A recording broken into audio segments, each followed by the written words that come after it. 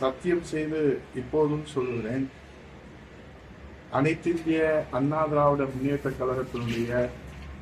வளர்ச்சிக்காக கோடிக்கணக்கான தொண்டர்கள் தங்கள் உதிரத்தை சிந்தி உழைத்து வளர்த்து இன்றைக்கு மாபெரும் மக்கள் இயக்கமாக இருக்கிற அனைத்திந்திய அண்ணா திராவிட முன்னேற்ற கழகத்தினுடைய வளர்ச்சிக்காக, வெற்றிக்காக, எதிர்காலத்திற்காக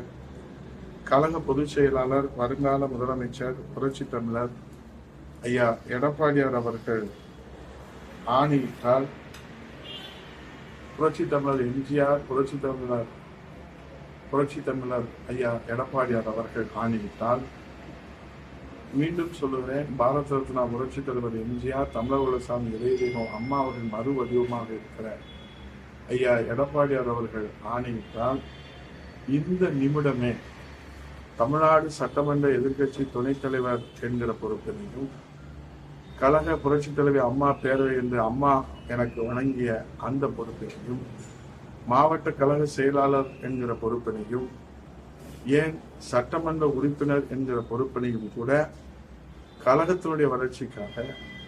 கழகத்தினுடைய வெற்றிக்காக, அனைத்திந்திய அண்ணா திராவிட முன்னேற்ற கழகத்தினுடைய அந்த வெற்றி வரலாறுக்காக நான் என்னை தியாகம் செய்து கொள்வதற்கு